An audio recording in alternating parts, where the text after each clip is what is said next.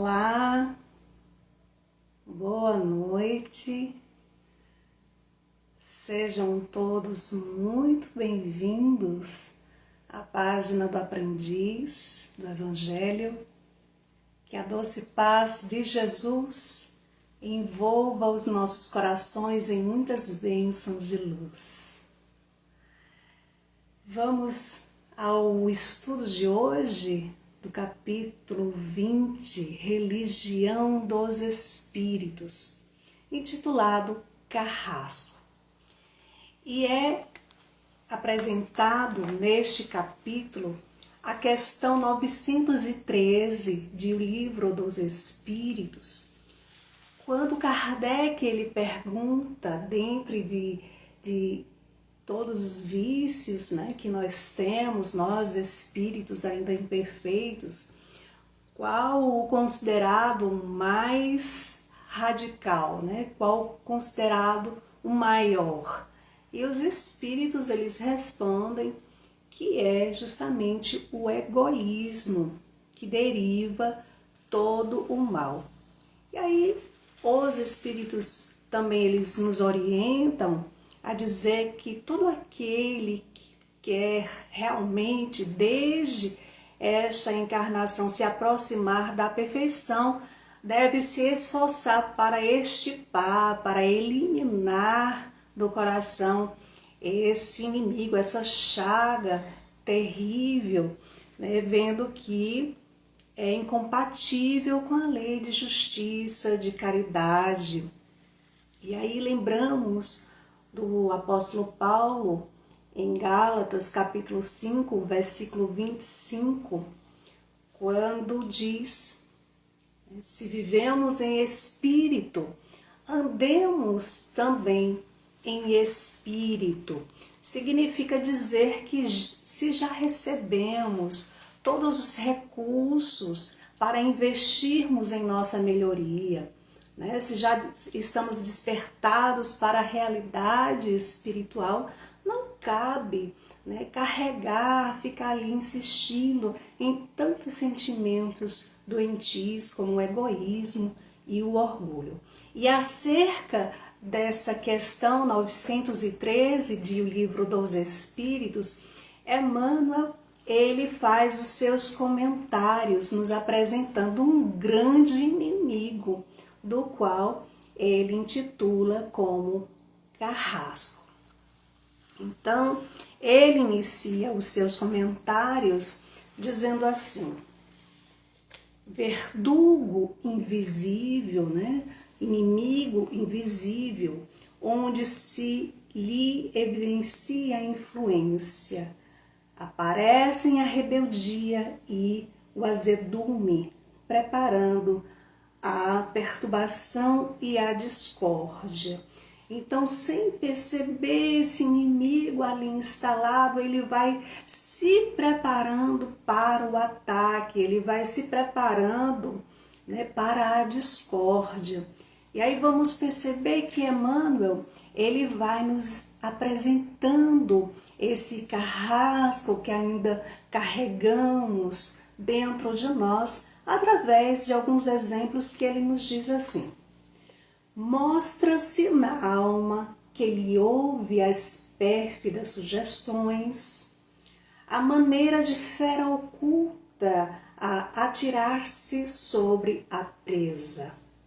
Assimilando-lhe a faixa de treva, cai a mente em aflitiva cegueira, dentro da qual não mais enxerga senão a si mesma. E assim, dominada a criatura ao pé dos outros, é a personificação da exigência, desmandando-se a cada instante em reclamações descabidas, incapaz de anotar os sofrimentos alheios. Pisa nas dores do próximo com a dureza do bronze e recebe-lhe as petições com agressividade do espinheiro, expelindo pragas e maldições. Onde surge, pede os primeiros lugares e se lhes negam a face das tarefas que a previdencia organiza, não se peja, né? Não se enche de evocar direitos imaginários, condenando sem análise tudo quanto se lhe expõe ao discernimento, desatendida nos caprichos particulares com que se aproxima dos setores de luta que desconhece, mastiga a maledicência ou gargalha o sarcasmo, lançando lodo e veneno sobre nomes e circunstâncias que desmandam respeito. Se alguém formula ponderações, buscando-lhe o ânimo, a sensatez grita, desesperada, contra tudo o que não seja adoração a si mesma, na falsa estimativa dos minguados valores que carrega no fardo de ignorância e basófia, né? Basófia, quando a pessoa exibe ali a vaidade, os feitos inventados ou exagerados. Então, aquela pessoa que só pensa em si mesmo, aquela pessoa que, se for necessário, ela passa por cima do outro, aquela pessoa que quer se colocar em primeiro lugar, que chega nos lugares, quer ser logo atendida, quer toda a atenção ali para ela, né? Então, quando a gente atende a essas sugestões negativas, a gente cai na cegueira, né? E a gente caindo na cegueira, a gente deixa de observar, de refletir sobre as necessidades do outro. E Emmanuel, então, aqui continua no texto dizendo assim: e então a pessoa invigilante e infeliz, assim transformada em temível fantasma de incompreensão e de intransigência, enrodilha-se na própria sombra, como a tartaruga na carapaça, e em lastimável isolamento de espírito. Não sabe entender ou perdoar, para ser também perdoada e atendida, enquistando-se na inconformação que se lhe amplia no pensamento e na atitude, na palavra e nos atos, tiranizando-lhe a vida como a enfermidade letal, que se agiganta no corpo pela multiplicação indiscriminada de perigosos vacilos. Ou seja, é impossível a pessoa ser feliz na própria companhia. Como Emmanuel aqui deixa claro, a pessoa invigilante, né? Quando estamos invigilante, nos tornamos infelizes, né? Caímos nesse terrível, acabamos ser esse terrível fantasma da incompreensão. Ninguém me ama, ninguém me compreende, né? Quanto eu sofro, fica ali se martirizando, né? E acaba fazendo com que crie uma barreira entre, por exemplo, entre a gente e o outro, né? E acaba muitas vezes afirmando: ah, eu agora aprendi a lição, eu agora vou pensar só em mim, né? Só em mim, não importa os outros. Então, não pensa no outro, não se coloca no exercício do perdão, fica ali criando mais alimento para essa enfermidade, vai ali envenenando os pensamentos, envenenando as relações. Mas voltando aqui ao texto, quando Emmanuel diz assim: atingindo esse estado de alma, não adota outro rumo que não seja o da crueldade com que muitas vezes se arroja ao despenhadeiro da delinquência, associando-se a todos aqueles que se lhe afinam com as vibrações deprimentes em largas simbioses de desumanidade e loucura, formando o pavoroso inferno do crime. E aí, meus irmãos, nós lembramos, né, de um caso que está narrado por André Luiz no livro No Mundo Maior, que é quando ele encontra o avô dele, o avô Cláudio, né, em condições terríveis, há 40 anos, nas trevas, em estado de loucura, devido ao seu exagero, né, seu apego ali exagerado aos bens materiais, devido também ao sentimento de culpa que carregava por ter feito muito mal à sua irmã Ismênia, por ter, inclusive, ter sido responsável pelo sofrimento dela, pela morte dela. Acontece que o pai de Cláudio, o avô de André Luiz, ele, em sua juventude, ele teve uma filha chamada Ismênia. E aí, quando ele casa, a sua esposa acolhe Ismênia, né, como sua filha, e eles têm Cláudio. Com o passar do tempo, os pais adoecem, são acometidos por uma febre maligna e desencarnam. E ali ficando só os dois irmãos. Só que Cláudio, ele já demonstrava desde criança ser muito apegado às coisas. Então, ele não queria dividir ali a herança com a sua irmã. Quando ele está prestes a casar, na verdade, na véspera do casamento dele, ele expulsa a sua irmã de casa e ela é obrigada a viver em casa de família, trabalhando ali, passa por muitas humilhações, trabalhando como copeira. Depois ela se casa, o sofrimento dela aumenta, ela é muito maltratada, ela tem algumas filhas. E depois, ali, de muita dificuldade com o tempo, ela desencarna. Mas tinha um objetivo, ela precisava estar ali encarnada, então ela retorna como filha de uma delas.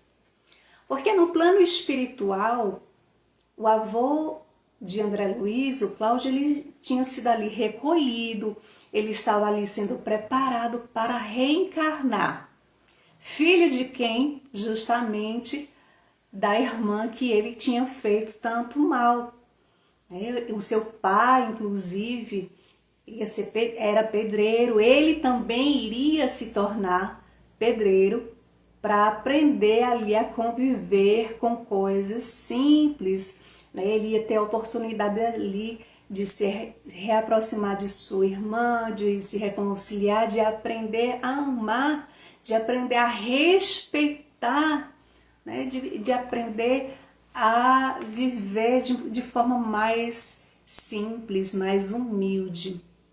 Mas voltando aqui para o texto de Emmanuel, ficamos pensando, né? Quem é esse carrasco que Emmanuel nos convida a refletir, que está dentro de nós, que está agarrado, entranhado em nós e que muitas vezes nós cedemos a essas sugestões? Quem é esse carrasco, né? E Emmanuel, então, ele vai nos esclarecer, nos chamando a atenção, dizendo assim: irmãos, precatai-vos contra semelhante perseguidor, ou seja, vamos nos prevenir, né, contra esse perseguidor, contra esse carrasco, vestindo o coração na túnica da humildade, que tudo compreende e a todos serve, sem cogitar de si mesma, porque esse estranho carrasco que nos alenta o egoísmo em toda parte chama-se orgulho. Sim, esse carrasco que Emmanuel está aqui nos convidando a refletir é justamente o orgulho. E em o Evangelho segundo o Espiritismo, no capítulo 11, no item 11, inclusive, ele dá-lhe a sua contribuição extraordinária a respeito do egoísmo. O egoísmo que é filho do orgulho, esse monstro devorador que ele coloca, né, que é causador de todos os males do mundo terreno, que é contrário à caridade, à justiça, ao amor, né, e é um grande obstáculo à felicidade, né, à nossa felicidade. Então, esse carrasco é o orgulho. Ah, mas eu não sou essa pessoa orgulhosa, não. Eu não tenho isso, eu não tenho esse carrasco comigo, graças a Deus. Assim afirma muita gente. Só que é bom lembrar que quando afirmamos que não temos esse carrasco em nós, impregnado em nós, do orgulho, prestemos atenção. Porque só em dizermos que nós não temos o orgulho, já é ali a voz sutil desse carrasco impregnado ali há tanto tempo dentro de nós, nos querendo impedir que a gente evolua. Então, a doutrina espírita, ela nos ensina que todos nós somos iguais perante Deus, independentemente de nossas habilidades, independentemente de nossas conquistas, de nossa condição social, perante Deus, nós somos todos iguais, né? E o orgulho, na verdade, ele é uma ilusão, que acaba nos afastando ali da humildade, que acaba nos afastando, inclusive, da compreensão de que somos todos irmãos espirituais em busca de evolução, em busca do aprendizado, né? Então vamos aprendendo também que a humildade, ela é uma virtude fundamental para superar aí o orgulho. É através da humildade que reconhecemos as nossas limitações. É através da humildade que nós reconhecemos a qualidade de nossos irmãos, valores, né, que cada um tem. E é impossível, meus irmãos,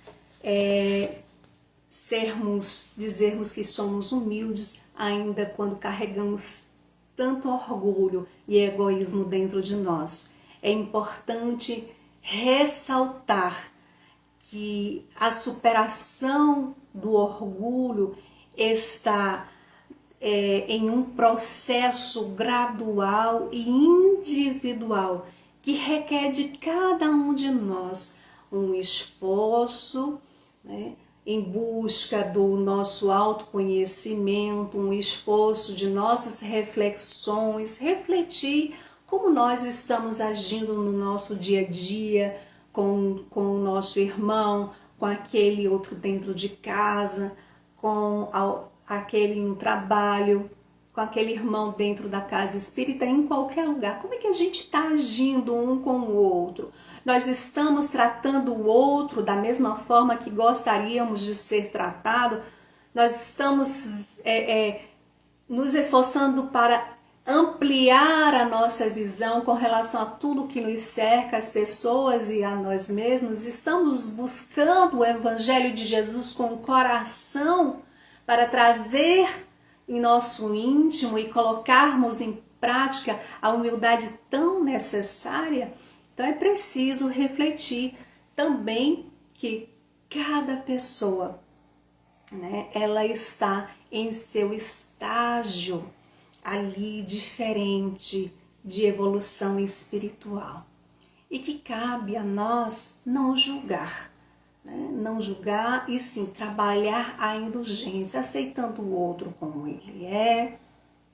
Cabe a nós trabalharmos a paciência, a tolerância e nos esforçarmos para corrigir em nós os sentimentos doentios e assim nós vamos eliminando paulatinamente esse carrasco que ainda nos acompanha, que é o orgulho.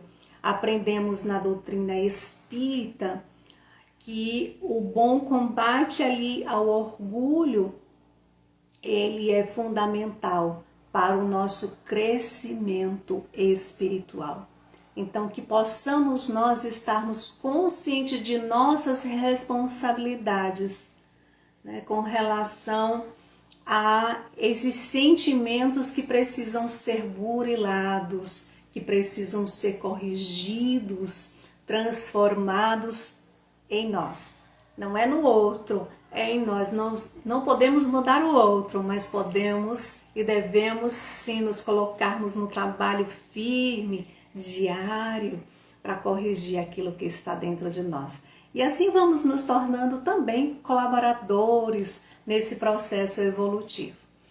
Meus queridos irmãos, esta foi a mensagem da noite de hoje, né? Aqui trazida pelo nosso espírito amigo Emmanuel, que nos apresenta cada lição extraordinária nesse livro Religião dos Espíritos.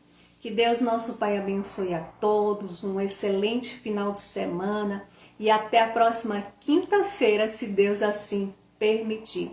Boa noite a todos, muita paz.